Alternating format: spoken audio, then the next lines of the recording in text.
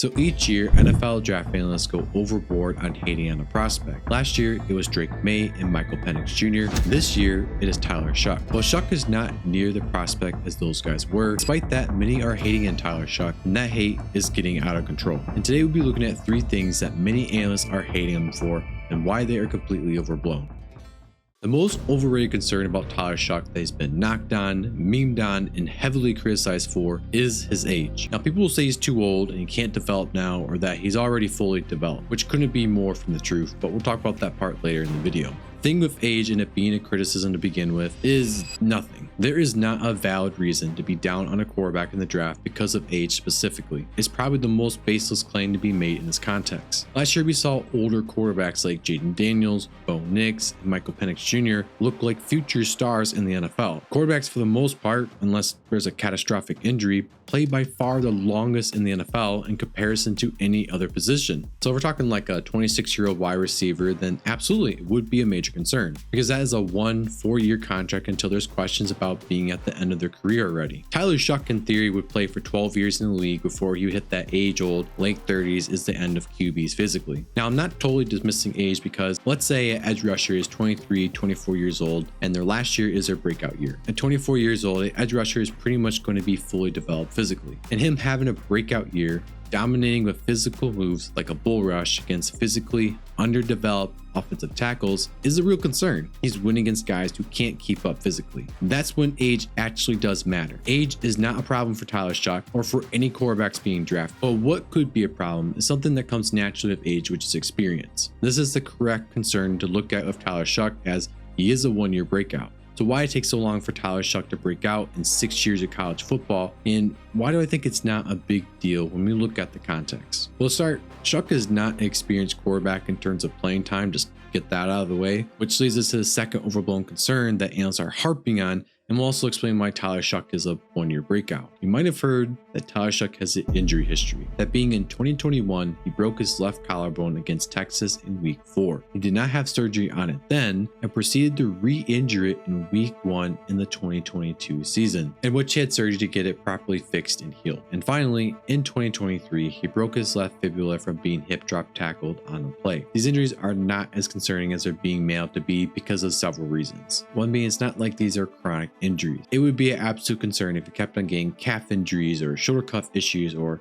was having back issues like Shadir Sanders, because those kinds of injuries never go away really. Breaking a bone is not usually going to be a problem in the sense of it being a long-term, repeating, forever thing that soft tissue injuries tend to be. Additionally, his collarbone injuries were on the left side. It's not like he broke his right collarbone, which would be more concerning. All the important parts of a quarterback were never injured for Tyler Shough. Plus, he ran a, surprising to me even, 4.63 40 time, so I think it's safe to say that his leg healed up. But what is being brought up with Tyler Shough's injuries is that he's afraid to get hit, and the play that resembles that was the one that was blowing up on Twitter being this. This led people, out of just seeing that play and having a bias out of it, to say he is garbage under pressure. That play is simply not how Shough looks under pressure. It is not the whole picture. But Shough was actually pretty good under pressure with some distinct high-level moments in critical situations. And we are going to be looking at 4 examples of him doing really well under pressure in key situations. In the red zone versus Notre Dame,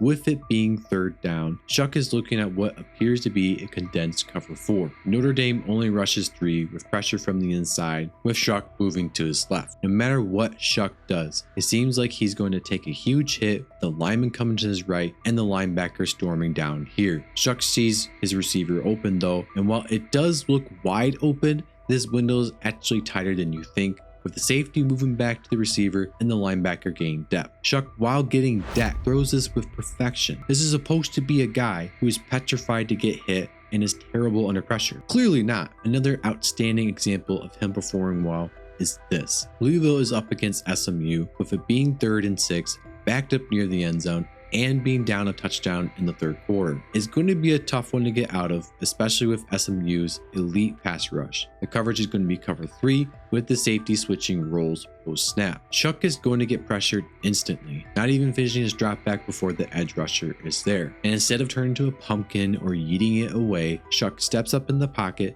navigates it efficiently, and scrambles right with the linebacker ready to pursue him. Tyler Shough puts on a clinic of what elite arm talent is like. A perfectly placed deep ball while throwing on the run under pressure. And funny enough, another criticism I heard in Tyler Shough is that he can only throw on the run to his left. I guess that solves that. This next play shows clear decisiveness by Tyler Shough with a big boy barreling towards him. Coverage looks to be cover 1, man to man. The defensive tackle here is going to get through the center immediately, with the running back being faked out by the play action himself, as he almost forgets that he needs to block. What I like here is how Shough sees the potential pressure and he acts swiftly. He sets his feet immediately and throws a big time throw on the outside, which the throw is there, but it's still a difficult one to make. I also get it's not a crazy amount of pressure. My point is to show you though critical moments while he's under pressure, and which this last one is the nail in the coffin of him defeating the narrative on him being a guy who's garbage under pressure. For the narrative of this play, which is critical to point out, it's going to be 4th and 1 with 5 minutes left on the clock in the 4th quarter against SMU, down a touchdown. Shough is going to be under center,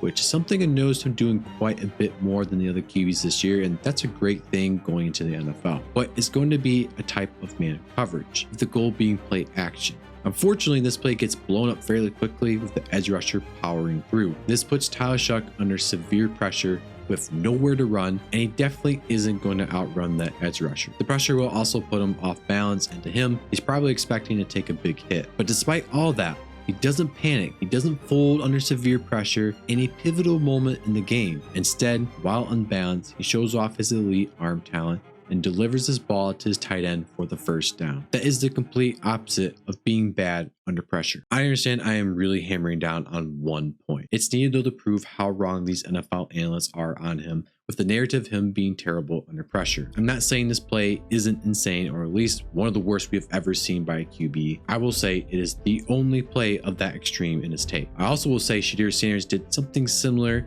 at less of an extreme, being this. Another play being brought by Shough is this. Meanwhile, Cam Ward did the exact thing. My point is, while that play is a one-of-a-kind bad, the QBs in this draft class also did a similar type of bad under pressure. Not to that extreme, but something similar. And no one seems to be talking about that with the other two guys besides me right now. So now you know the issues that people have with Tyler Shough are fairly overblown. There is something to it. I'm not denying that. I'm just saying that it's being blown out of proportion than what it actually is. And I haven't even talked about the stuff he's really good at, which I'm in the process of making a video right now on just that. Someone's issues that are not actually being blown out of proportion is Shedeur Sanders. Sanders' bait stats look great and are elite, but the film tells a different story. Don't just take my word for it though. I made a whole video on him going through some game film in various games so you can look at the issues yourself. If you want to support me more, you can buy me a coffee in the description. And if you need a hoodie, check out Comfort Hoodies. That link is also in the description. Have a great day.